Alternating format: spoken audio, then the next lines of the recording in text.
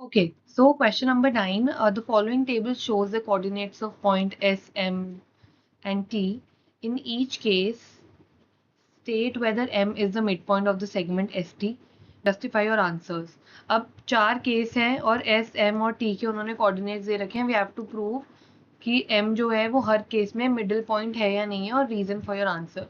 अब हमें क्या करना पड़ेगा, पहले हमेशा SM निकालना पड़ेगा और फिर MT निकालना पड़ेगा, राइट. SM और MT इक्वल हैं तो yes M would be the mid point. अगर नहीं है तो वो मिड पॉइंट नहीं होगा, right.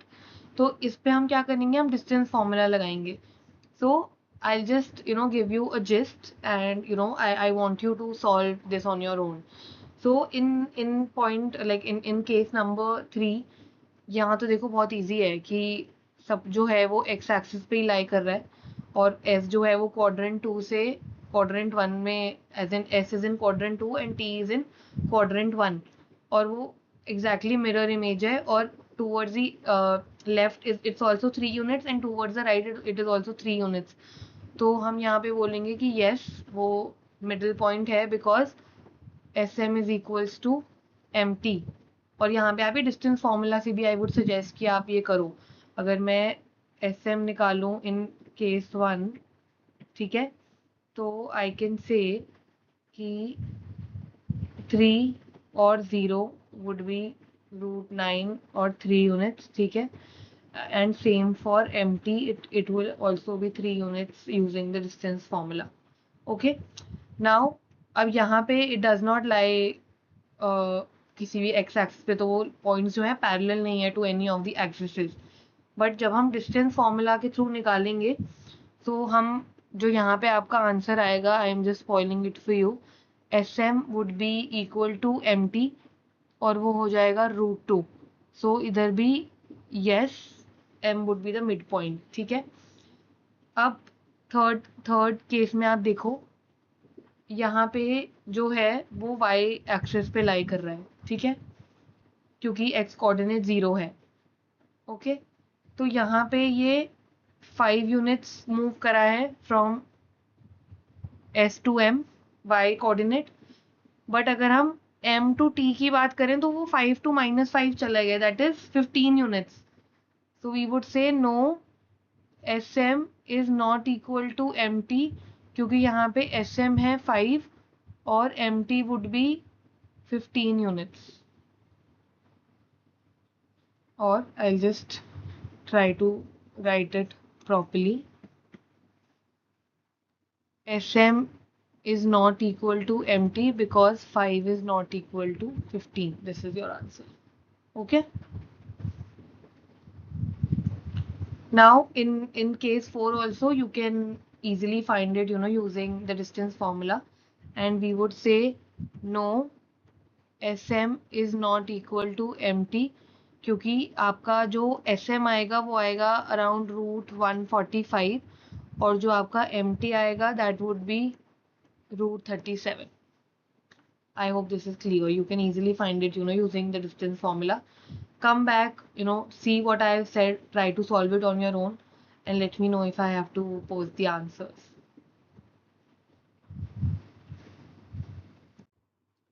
Okay, so I have plotted on the graph for you so that you can see. In case 1, as I said, that all the points lie on the x-axis, we can see here. Okay. In case 2, I said that like we have to prove that all the points, or maybe M is the midpoint here. So the graph would be like this. In case number 3, I said that all the points lie on the y-axis, and this is how case 4 looks like. So there is no middle point between these two. Okay. Okay. Question number 10. They are saying that 3 points are there, point A, B and M. M is the midpoint of AB. A है यहाँ पे 3, -4. B is x, y and M is -7, 1. तो हमें B के coordinates निकालने हैं. We have to find x and y. Okay. तो हमें अगर हम मिड पॉइंट थ्योरम निकालते हैं तो हमने मिड पॉइंट थ्योरम में क्या पढ़ा है कि अगर हमें कुछ फाइंड करना है तो हम बोलेंगे x1 plus x2 divided by 2 से x कोऑर्डिनेट आ जाएगा, और y1 प्लस y2 से डिवाइडेड बाई 2 करेंगे तो y कोऑर्डिनेट आ जाएगा. Like this is a very easy thing. अगर हम बोल रहे हैं कि a है और b है और m इसका मिड पॉइंट है, तो अगर हम a और b कोऑर्डिनेट के x कोऑर्डिनेट्स को प्लस करेंगे और डिवाइड बाय 2 करेंगे तो हमें m का x कोऑर्डिनेट आ जाएगा, और सिमिलरली y कोऑर्डिनेट को प्लस करके डिवाइडेड बाय 2 करेंगे तो हमारे m के y कोऑर्डिनेट्स आ जाएंगे, राइट. तो अगर हम बोलें कि x कोऑर्डिनेट की बात करें, सिर्फ x coordinate of b finding, ठीक है, finding x coordinate of b, so we can say -7 is equals to 3 plus x divided by 2.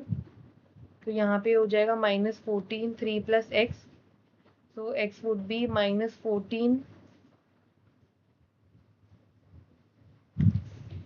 so x would be -14 -3, तो x कोऑर्डिनेट आ गया हमारा यहाँ पे -17, ठीक है. और अगर हम y कोऑर्डिनेट की यहाँ पे बात करें तो y कोऑर्डिनेट है हमारा m का 1, which would be -4 plus y divided by 2, सो 2 is equals to -4 plus y. तो हमारा यहाँ पे y क्या आ जाएगा, 6 आ जाएगा. तो हमें b के कोऑर्डिनेट्स पता चल गए, -17, 6. That this is very easy. We can also find it using distance formula, but here it is not required because यहाँ पे हमने थोड़ा easy method use करके we have found the coordinates of point B. Okay, so question number 11. Let P and Q be points on trisection of AB, with P closer to A and Q closer to B. Using your knowledge of how to find the coordinates of the midpoint of a segment, how would you find the coordinates of P and Q? Do this for the case when the points are A is 4, 7 and B is 16, -2. So what they are actually trying to say here is that AB is a line, ठीक है, and जो points है P and Q उसका उसने trisect करा है. Now what does a trisection means, like 2 points are dividing the line segment into 3 equal parts, right. तो वो बोल रहे हैं कि जो P है that is closer to A और जो Q है that is closer to B, ठीक है. A के कोऑर्डिनेट्स इन्होंने हमें इधर दे दिए हैं 4, 7 एंड B के हैं 16, -2. We can say P is x1,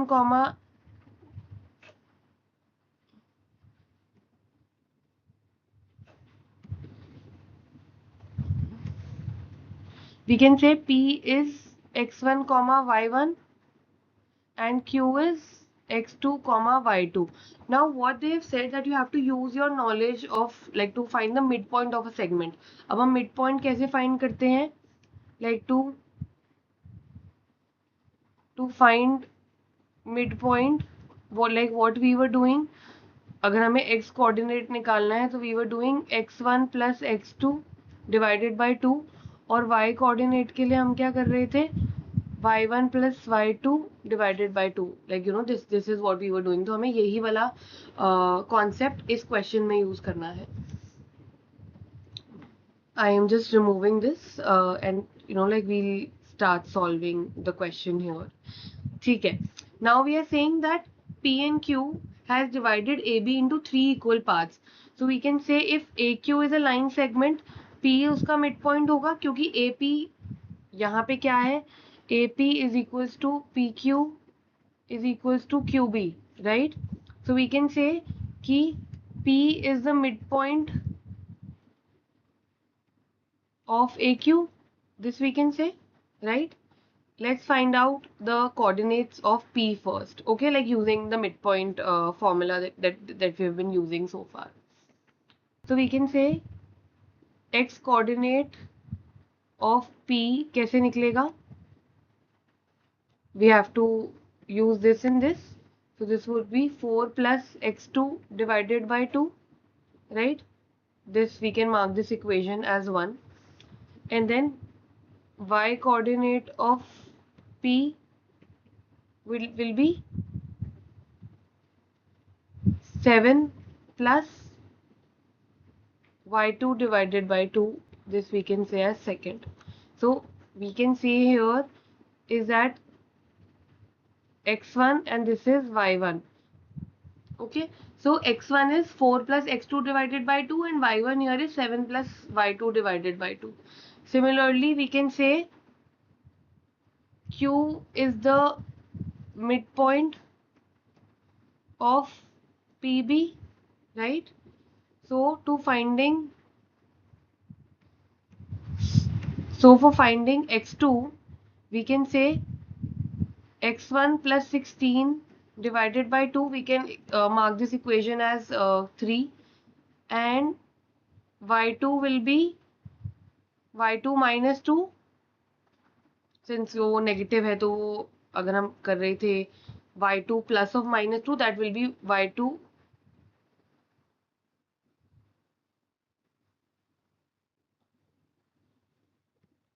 okay. So for y2 we can say y1 minus 2 divided by 2,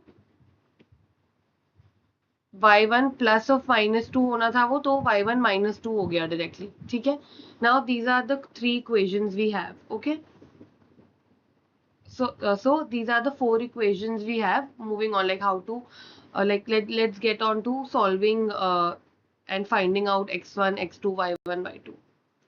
Okay, so we just try to find x coordinate here, like x1 and x2.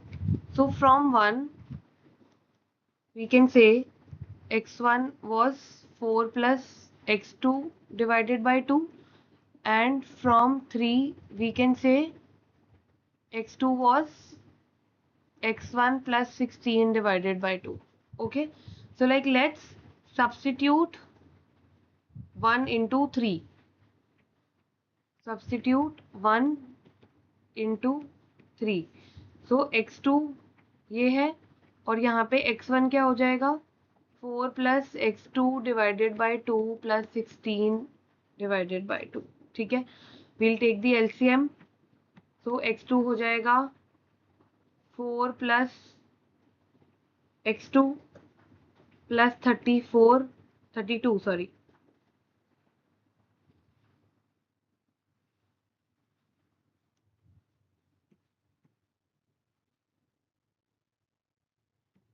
So we'll just take LCM. This is the easy solving, right? Okay. Solving this further, we can say 4x2 will be 4 plus x2 plus 32. ठीक है, 4x2 minus x2 will be 36, right? 3x2 क्या हो जाएगा, 36, और इधर x2 आ जाएगा 12, right? अब अगर हमारा x2 आ गया है 12, तो हम 12 सब्सटीट्यूट कर सकते हैं इन 1, राइट? तो यहाँ पे x1 क्या हो जाएगा, 4 प्लस 12 डिवाइडेड बाई 2, जो हमारा था 4 plus x2 divided by 2. So x1 will be 16 divided by 2, x1 would be 8. Okay. Now similarly जैसे हमने x1 और x2 निकाला है, we'll try to find y1 and y2 from the equations 2 and 4. Let's write it. So y1 from equation 2 we can say was 7 plus y2 divided by 2, and y2 was y1 minus 2 divided by 2. Okay, तो अब हम अगर y1 को इधर कर दें replace, like इधर substitute कर दें, so we'll see what we can do here. आ जाएगा वो 7 plus y2 divided by 2 minus 2. Okay, this we can do. So we have substitute 2 into 4 here. Okay, like just for you to remember. Okay, so y2 is 7 plus y2 divided by 2 of, like, then minus 2 divided by 2. So we'll just try to simplify this. It will be 7 plus y2 minus 4 divided by 4 here. Solving this further, 4 y2 will be 7 plus y2 minus 4. So it will be 3y2 is equals to 3. 7 minus 4 is 3. Okay. So we can say y2 here is 1. 3 divided by 3 हो गया 1. ठीक है. And अब हम y1 y2 की value हम इसमें substitute कर देंगे. ठीक है. तो वी कैन से लाइक y1 में सब्सटीट्यूट कर देंगे. सो y1 would be 7 plus 1 divided by 2. So y1 would be 4. ठीक है. अब नाउ हमें y1 y2 x1 x2 पता चल चुका है. सो वी कैन से कि p की जो वैल्यू थी, p का p x1 क्या आया था हमारा 8 आया था और हमारा y1 आया है 4. ओके. सो p इज 8,4 और q आया था हमारा x कोऑर्डिनेट q का आया था 12 और इधर आया है 1. So this is the answer here. Like we have found P and Q. Okay. Okay. So question number 12. It has two parts. We'll see the first part and then we'll move on to the second part. So here they are saying कि given the points A 1 comma minus 8, point B minus 4 comma 7 and C minus 7 comma minus 4 show that they lie on the circle K whose center is the origin O 0 comma 0. What is the radius of the circle? So I have plotted the graph here as well. If they are saying कि A, B और C circle पे लाई करते हैं और O centre है और radius find करो, so we can say OA radius होगा, OB भी रेडियस होगा और OC भी रेडियस होगा क्योंकि वो सर्कल पे लाई करता है एंड ऑब्वियसली रेडियस तो इक्वल हो जाएंगे. So we can say OA is equals to OB is equals to OC. अब हम डिस्टेंस फॉर्मूला से ये OA, OB और OC निकाल लेंगे. अगर इनके डिस्टेंसेस इक्वल आते हैं तो यस ये रेडियस हैं, राइट. एंड जो भी है वो like they obviously lie on the circle as well. तो यूजिंग डिस्टेंस फॉर्मूला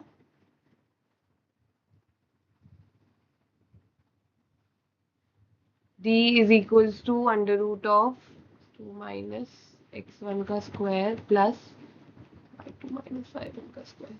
ओके. तो पहले अगर हम OA निकाल रहे हैं,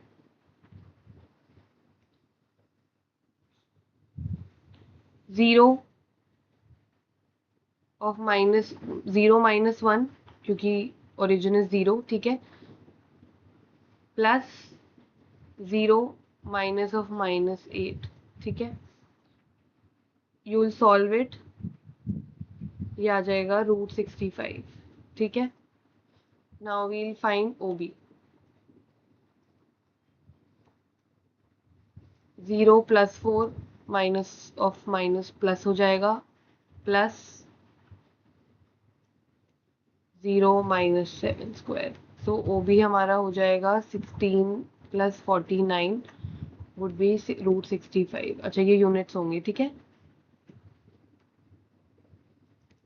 Now we'll find OC here. Now I am doing like this, but you have to do it step by step. So don't mix and match the answers कि कुछ यहाँ left side में लिख दिया कुछ right side में लिख दिया. So OC would be 0 plus 7 plus 0 plus 4. So it would also be 49 plus 16 would be √65 units. ठीक है. So we have very well proved here that since all 3 points are at the same distance from origin, OA is equals to OB is equals to OC, and they lie on the circle centered at origin, that is 0 comma 0. And radius क्या हो जाएगा इधर, like we have found the radius also.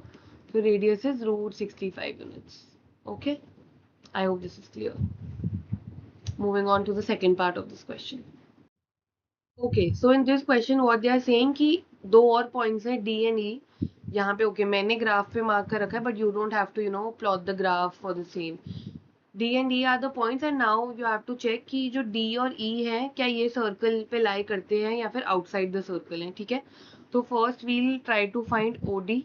ठीक है. Using the distance formula क्योंकि हमें √65 units पता है कि रेडियस है. अगर OD भी √65 यूनिट्स आया तो obviously it will lie on the circle. Similarly for OE, OE should also be √65 to lie like for point E to lie on the circle. ठीक है. So if we'll try to find OD here, so we can say 0 plus 5 minus of minus 5 plus हो गया plus 0 minus 6. So it would be 25 plus 36. It would be root 61. So it do not lie on the circle. Is it like root 61 है ये, ठीक है?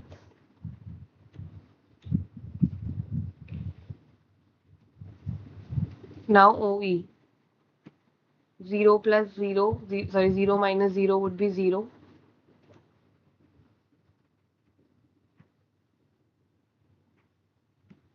Okay, to find OE,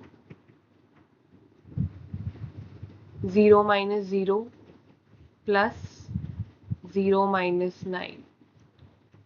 So it would be 81, 9 units. So OE here is 9 units. Okay. Now,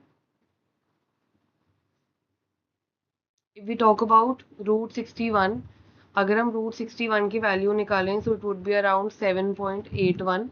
और अगर हम बोल रहे थे कि it should lie within the circle, on the circle या फिर outside the circle है, तो root 61 is 7.81 के अराउंड आता है and root 65 would obviously 8.06 आता है क्योंकि रूट 64 इज 8, तो यहाँ 65 है तो ऑब्वियसली वो 8 से तो प्लस ही होगा, ठीक है? तो वी कैन से कि root 61 is less than root 65, so point D lies within the circle, ठीक है? So we can say here that point D lies within the circle. Okay. Now point E, अब वो like root 65 was 8.06 units और यहाँ पे तो 9 like यहाँ पे E जो है OE जो है वो 9 units आया है, so obviously 9 is greater than root 65. Okay, so point E lies outside the circle K. I hope this is clear. Okay, so in this particular question, question number 13, they have said that the midpoints of the side of the triangle ABC are points D, E and F.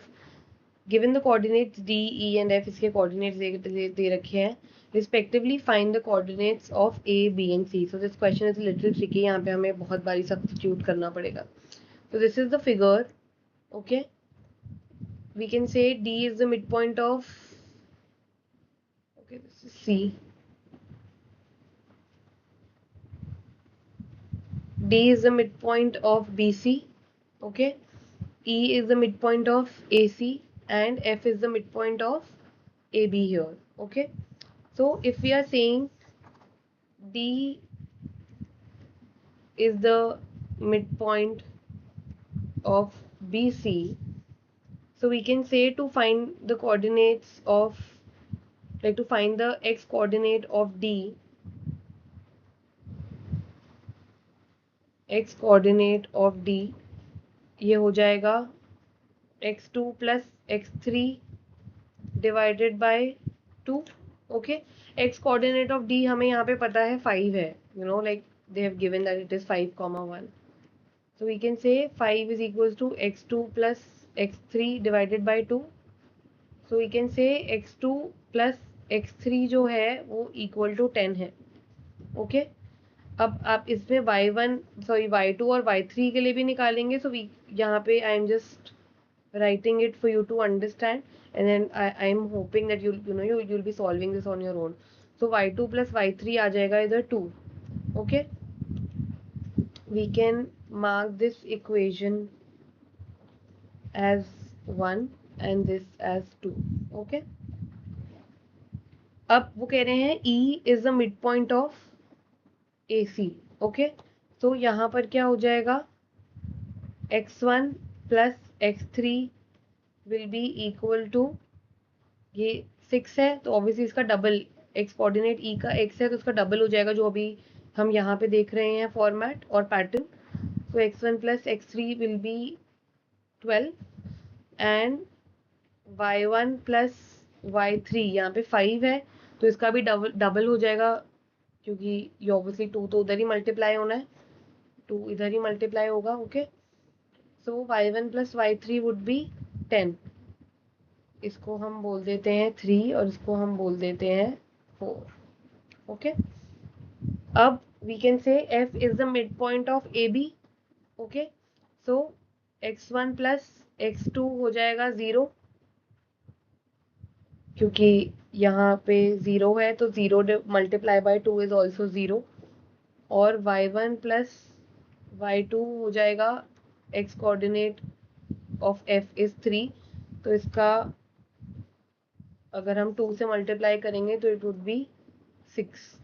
This we can say this equation is 5 and this we can say that this equation is 6. ठीक है, अब हम पहले x coordinate find करते हैं. Okay, from 5. अब यहाँ पे देखो इन्होंने हमारे लिए थोड़ा सा इजी कर दिया है. Just remove this and just write the equations all together. Okay, so we know x2 plus x3 10 है. ठीक है, y2 प्लस y3 2 है, x3 plus x1 is 12, y3 plus y1 is 10. Okay, and then x1 plus x2 0 है और y1 plus y2 6 है. Like this we know. और ये equation 1 2 3 4 5 और 6 है. ठीक है, अगर हम इक्वेशन 5 को देखें तो वो यहाँ पे इन्होंने हमारे लिए थोड़ा इजी कर दिया है. ठीक है, they have said x1 plus x2 is equals to 0, so we can say x1 is equals to minus x2. Okay, अब हमें वो वाली इक्वेशन देखनी है जहाँ पे x1 का यूज हो रहा है. ठीक है, so we'll go to the equation 5. यहाँ पे हमने बोल दिया है x1 is equals to minus x2. Okay, okay, so if we'll see the equation 5, so we can say x1 plus x2 is equals to 0. Now x2 will be equal to minus x1. इन्होंने यहाँ पे हमारे लिए थोड़ा easy कर दिया है. ठीक है, now if we'll go to the equation 1, यहाँ पे हम x1 का वैल्यू x2 का वैल्यू सब्स्टिट्यूट करेंगे. ठीक है, सो substituting in equation 1, we can say x2 is minus 1 minus x1, so we can say minus x1 plus x3 is equals to 10. okay, so x3 क्या हो जाएगा यहाँ पे 10 plus x1. okay, this you have to remember it as 7. I know this is a lot. okay, अब x3 का value हम जो हमारा 7 आया है, x3 का वैल्यू हम सब्स्टिट्यूट कर देंगे इन इक्वेशन 3, जहाँ पे हमारी x1 के टर्म्स में आया है x3 is equals to 10 plus x1. To find the x1 हमारे लिए बेस्ट सूटेबल इक्वेशन है इक्वेशन 3, जहाँ पे x3 की वैल्यू हम सब्स्टिट्यूट कर सकते हैं. ओके, सो x3 हमने फाइंड कर लिया था 10 plus x1. नाउ इसको हम 3 में सब्स्टिट्यूट करेंगे. अब हमारी 3 लाइक थर्ड इक्वेशन क्या थी, वो थी हमारी x3 plus x1 is equals to 12. ठीक है, तो now let's substitute the x3. ये हो जाएगा 10 plus x1 plus x1 equal to 12. so 2x1 would be 2 और x1 की वैल्यू आ जाएगी इधर 1. ठीक है, x1 की वैल्यू आ गई हमारी. अब हम बोल रहे थे कि x2 क्या है, माइनस x1 है, तो x2 की वैल्यू इधर क्या हो जाएगी -1. ठीक है, अब x3 हमने बोला था 10 plus x1 है, जो हमने 7 से निकाल लाइक 7th इक्वेशन से निकाला था. This was 7th. ओके, तो x3 हमारा क्या हो जाएगा 10 plus x1 है 1, सो x3 हमारा आ जाएगा 11. Okay, I hope this is clear. अब यहाँ पे हमने x1 x2 और x3 की वैल्यू निकाली है. सिमिलरली हम y coordinates like y1 y2 and y3 की निकालेंगे using the other equations that we have solved so far. So I'll be only writing the y equations for us to understand. तो हमने क्या बोला था, y2 plus y3 is equals to 2. ये हमारी equation 2 थी. ठीक है, y3 plus y1 was 10 और y1 plus y2 क्या था 6 था. ओके, नाउ अगर हम ये हमारी इक्वेशन थी 2, ये हमारी थी 4 और ये हमारी थी 6. ठीक है, अगर हम 6th इक्वेशन को देखें तो वी कैन से y2 is equals to 6 minus y1, ठीक है। अब हम y1 को, अब हमारी y2 की वैल्यू निकल गई है, ठीक है। अब y2 की वैल्यू हमारी सेकेंड इक्वेशन में यूज हो रही है, let's substitute here. So we can say 6 minus y1 plus y3 is equals to 2। हमने ये वाली वैल्यू जो आई थी हमारी 8, ठीक है। Substituting 8 into equation 2, so we can say 6 minus y1 plus y3 is equals to 2। so if we have to find the value of y3 in terms of y1, तो हम क्या करेंगे, y3, ठीक है। अब हमारा माइनस y1 भी उधर चला जाएगा और 6 भी उधर चला जाएगा, तो 2 माइनस 6 प्लस y1, तो y3 क्या हो जाएगा, y1 माइनस 4, ओके। अब y1 माइनस 4 हमारा आ गया y3, ठीक है। अब हमें ऐसी इक्वेशन ढूंढनी है जहाँ पे y3 और y1 साथ में है, दैट इज इक्वेशन नंबर 4। यहाँ पे हम हमारी y1 की वैल्यू आ जाएगी, ठीक है। So y3 is, now we are using equation 4, ठीक है। So y3 की वैल्यू क्या है हमारी, y1 minus 4 plus y1 is equals to 10। So we can say 2y1 is equals to 10 minus 4, 10 plus 4 sorry, क्योंकि वो उधर चला गया है। So हमारी y1 की वैल्यू आ गई है 7, 14 plus divided by 2 is 7, okay। Now in equation 2 we said y2 is equals to 6 minus y1, तो हमारा y2 आ जाएगा 6 minus 7, y2 is minus 1, okay। Now finding y3, I am writing here, okay।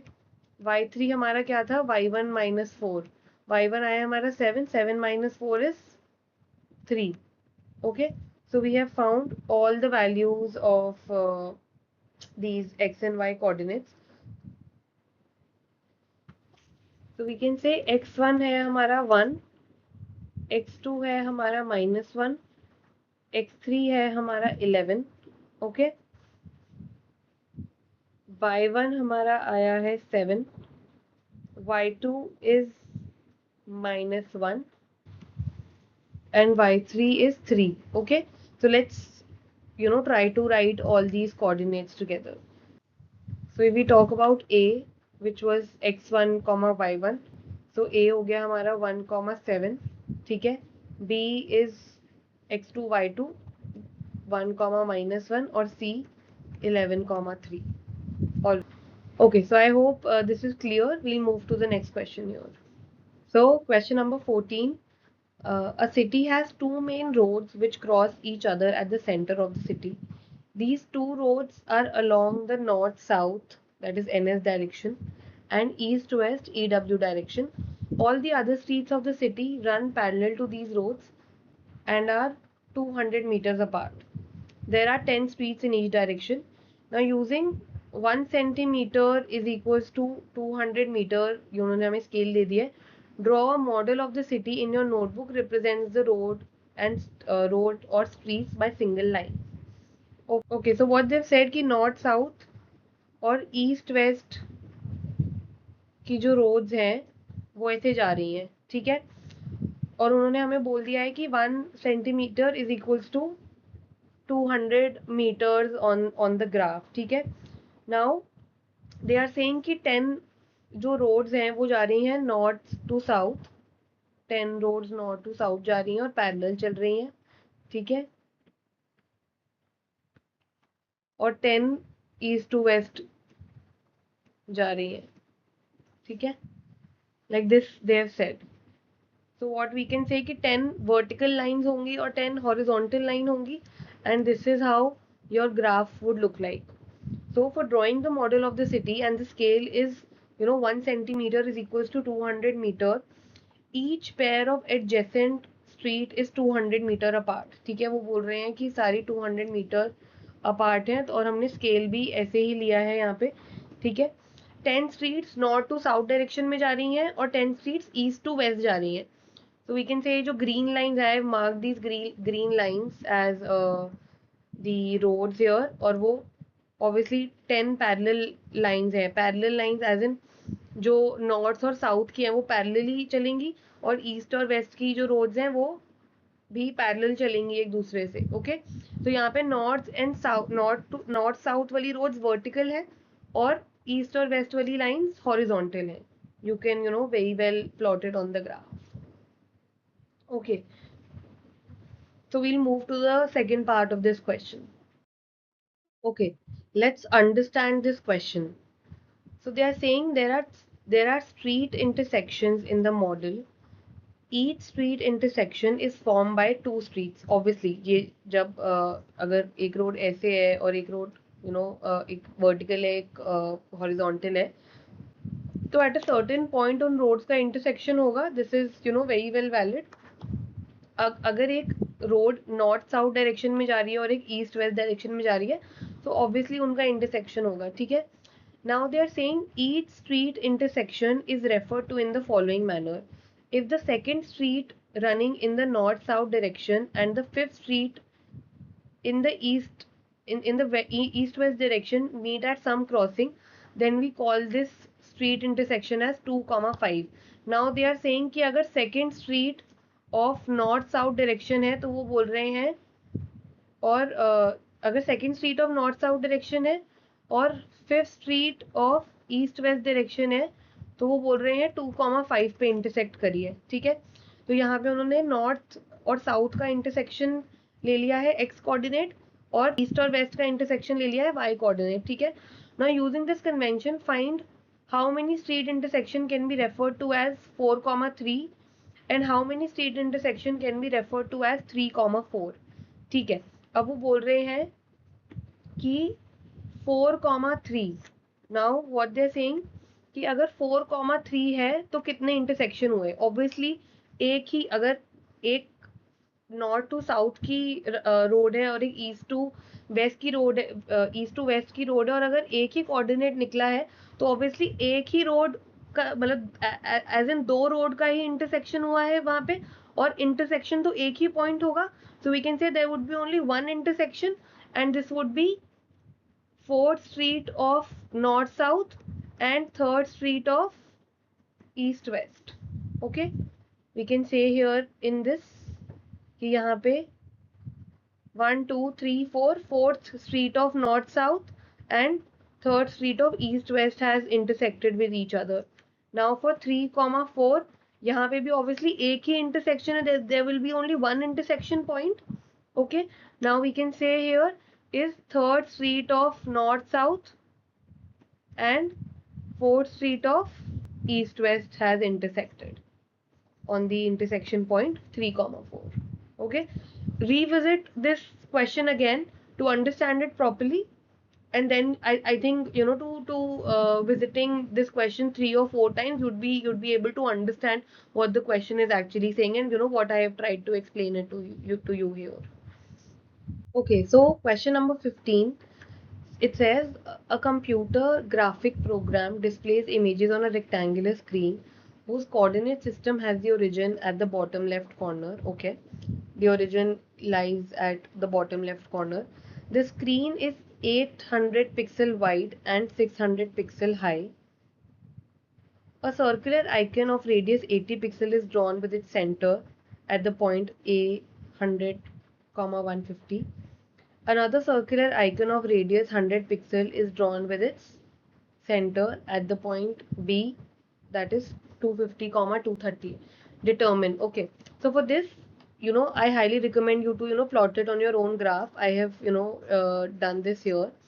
तो वो कह रहे हैं कि 800 पिक्सल्स वाइड है स्क्रीन और 600 पिक्सल्स हाई है. ठीक है, अब अगर आप सेंटर ले लोगे ए का और इस पे 80, अगर आप ए का सेंटर ले रहे हो, ठीक है, और 80 यूनिट्स रख के अगर आप एक सर्कल ड्रॉ करोगे, ओके, और सिमिलरली अगर आप बी को सेंटर रख के 100 पिक्सल का सर्कल बनाओगे, तो your graph would look like this. I would highly recommend you to plot it on your own graph.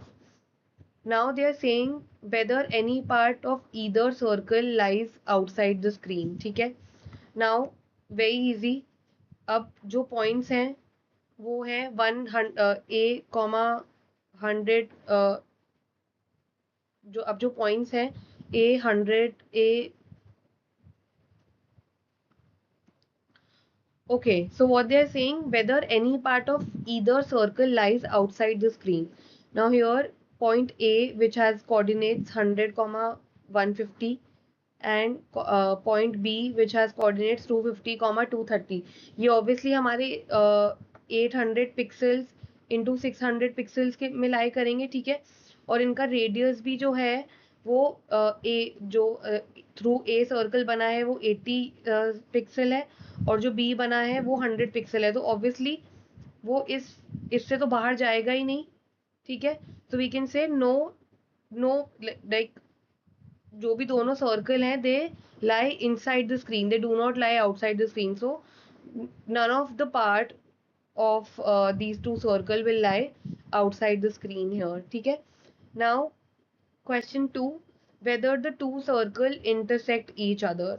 So for this, please plot it on your, like, please plot like this question on the graph, and try to plot the details on the graph, and you'll see कि ये जो points हैं ये intersect, as in like these two circle will intersect each other, as seen in the graph here. यहाँ पे intersection होगी, and if not, अगर आपको कुछ problem हो रही है to plot the graph, since I know you guys know how to plot the graph, and you've already learned how to plot graphs in class 8. But if not, then you can get in touch with me and I'll be explaining it to you properly. So I would recommend you to to plot the graph and see if these two circles are intersecting with each other. And I am saying that yes, these two circles will intersect with each other. Okay, so this brings us to the last question of your chapter. And once we'll be done with this, we'll be just we'll just try to brush up the concepts, and to revise everything we have learned in this chapter so far. So let's get into this question.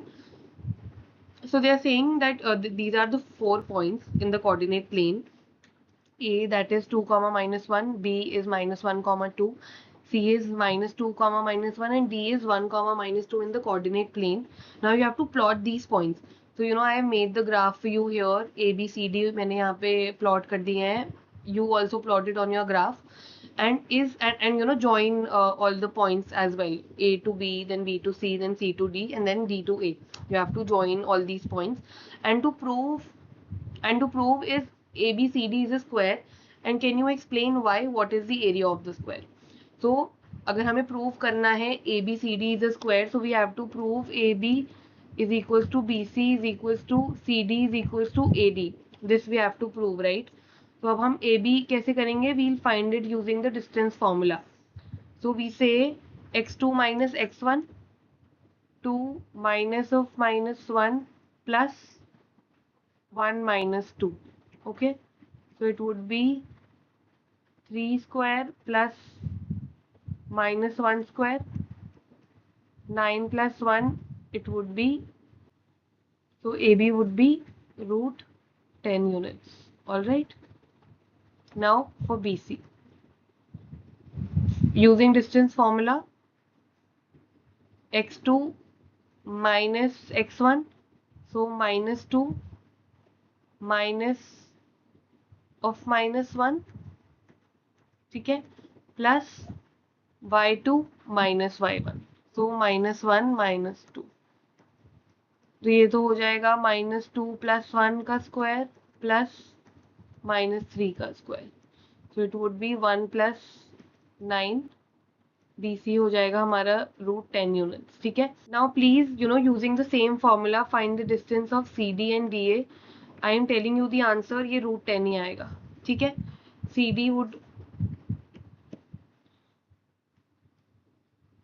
CD हमारा root 10 आएगा, root 10 units, ठीक है, और हमारा DA भी root 10 units आएगा.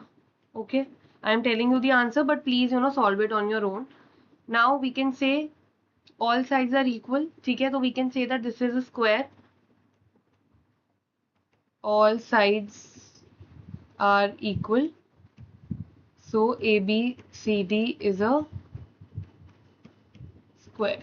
Okay, now what they said is to find area of the square. So the next question is, what is the area of the square? Now what is the formula of area of the square? Area of the square क्या होता है? Side into side, ठीक है. अब area of square A B C D हमारा क्या होगा? √10 into √10, ठीक है. So we can say area हो गया 10 स्क्वायर यूनिट्स. वेरी इजी, ठीक है. So area of square ABCD is √10 square units. I hope this is clear. This brings us to the end of the chapter. We'll just try to brush up the concepts in the next slide.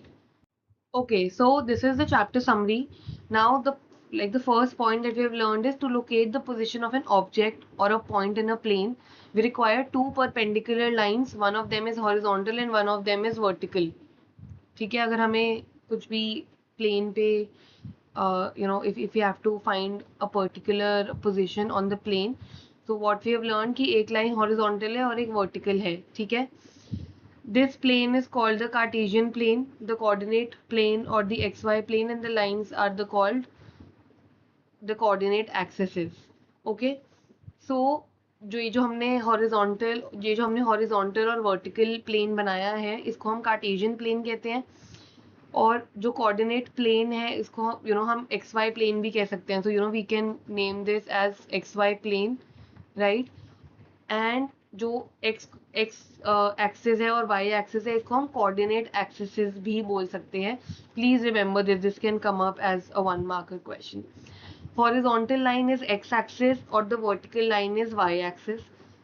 The coordinate axes divide the plane into 4 parts called quadrants. ये हमारा coordinate axis है, ठीक है. एक इसमें बीच में intersection है और यहाँ पे 4 पार्ट्स में डिवाइड हो जाता है हमारा एक्स वाई प्लेन. इसको हम क्वाड्रेंट्स कहते हैं. द पॉइंट ऑफ इंटरसेक्शन यहाँ पे हमारा क्या है? ओरिजिन है, ठीक है, क्योंकि एक there is only one intersection between the two axis here. Okay, so the distance of a point from the y-axis is its x-coordinate and the distance of the point from the y-axis is its y-coordinate. If the x-coordinate of a point is x and the y-coordinate is y, then x, y are called the coordinates of the point. Now what does this actually mean? ये हमारा point है 4,3, ठीक है. अगर हम बात कर रहे हैं कि how far is this point from the y axis, so we can say कि ये 4 यूनिट्स अवे है फ्रॉम द वाई एक्सिस, ठीक है. और how far is this point from the x axis, तो हम यहाँ पे वाई कोऑर्डिनेट देखेंगे, that is it is 3 units away from the x axis. So yes, the distance of a point from the y-axis is its x-coordinate. Obviously यहाँ पे हमने बोला 4 units, तो वो x-coordinate है. और distance of the point from the x-axis is its y-coordinate. ठीक है, x-coordinate को हम x बोलते हैं, y-coordinate को हम y बोलते हैं. और x, y जब हम साथ में बोलें तो मतलब वो एक पॉइंट का कोऑर्डिनेट है, ठीक है. So the coordinate of a point on the x-axis are of the form x, 0. And those of the point on the y-axis are of the form 0, y. तो अगर एक पॉइंट x एक्सिस पे lie करता है, that means उसका y coordinate 0 है, ठीक है. So we can say we can refer it to as x, 0, क्योंकि उसका y कोऑर्डिनेट 0 है. और अगर एक पॉइंट y एक्सिस पे लाई करता है मतलब उसका x कोऑर्डिनेट 0 है, so we can say this is 0, y. So we can write it as this. The coordinates of the origin is 0, 0. We already know this. Okay, so the next point, the coordinates of the point are of the form plus, plus in the first quadrant. ये quadrant है, हमने यहाँ पे बोला कि ये हमेशा दोनों coordinates यहाँ पे positive रहेंगे. यहाँ पे माइनस और प्लस होगा. थर्ड क्वाड्रेंट में हमारा माइनस और माइनस होगा और फोर्थ क्वाड्रेंट में हमारा प्लस कॉमा माइनस होगा. This we have to remember very well, ठीक है. अब वो बोल रहे हैं if x is equals to y then x, y is equals to y, x. If x is not equal to y then x, y is not equal to y, x. So very simple. अगर x is equals to y है तो x is equals to y is equals to 3 है, तो हमारे coordinates भी same हो जाएंगे, ठीक है. और यहाँ पे बोल रहे हैं x इज इक्वल्स टू 4 और y इज इक्वल्स टू 3, तो ऑब्वियसली ये हमारा सेम नहीं होगा, ठीक है। I hope this is clear. So if x is equals to y, then x comma y is equals to y comma x. But अगर x और y equal ही नहीं है, तो obviously x comma y will not be equal to y comma x. We have already done this in one of the questions. So I have just explained this like in hurry right now. Moving on. Okay. So the distance between points x1 comma y and x2 comma y is the absolute value of x2 minus x1 of the difference between x1 and y2. Okay, so what does this mean कि एक ये point है 4,3, ठीक है, और एक point है 6,3. This means कि y की value in these two cases are the same. तो हम क्या करेंगे कि अगर हमें इसके बीच का डिस्टेंस निकालना है तो ये प्योरली x2 माइनस x1 हो जाएगा. नाउ वाई दिस, क्योंकि इसका मतलब होता है कि हम जो हमारा डिस्टेंस है वो हमेशा पॉजिटिव रहेगा. तो अगर ये हमारा नेगेटिव कोऑर्डिनेट्स भी होते हैं, बट जो डिफरेंस होता है और जो शिफ्ट होता है वो that will also be positive in this case. Now the distance between, अब यहाँ इन केस में क्या है, x सेम है और y डिफरेंट है, ठीक है. सो मे बी दिस 4,3 और 4,2, ठीक है. तो यहाँ पे क्या होगा, y1 और y2 का डिफरेंस देखेंगे. y1 और y2 का डिफरेंस क्या है, यहाँ पे 1 है, ठीक है. हम इसमें डिस्टेंस देखेंगे, डिफरेंस देखेंगे, तो यहाँ पे y एक्सिस सिर्फ 1 यूनिट ही चेंज करा है, ठीक है. और ऑब्वियसली हमेशा यहाँ पे हमारा जो when we write in the straight lines, this means कि यहाँ पे हमारा जो भी इसका आउटकम हो वैल्यू हमारी पॉजिटिव होगी, ठीक है. सो वी कैन से कि यहाँ पे जो हम डिफरेंस देखेंगे वो हम y2 और y1 का डिफरेंस देखेंगे, क्योंकि हमारे x कोऑर्डिनेट्स तो यहाँ पे सेम है. Okay. Okay, so the next point is very easy, and we have used this in a lot of questions about the Baudrillard Pythagoras theorem. अगर हमें distance between two points निकालना है तो ये हमारा formula है. So this brings us to the end of the chapter. I have divided the chapter into two videos. I would highly recommend I would highly recommend that you go through both the videos. I would say twice, so that you get the gist of the chapter. And if you really want to understand and to learn the concepts, come back again and go and go through the videos once again, and let me know in the comment section if you have any feedback or if you have any questions related to any of the questions, or any other queries if you have. Thank you so much. We'll be seeing each other again in the next chapter of your book Ganit Manjari. Thank you.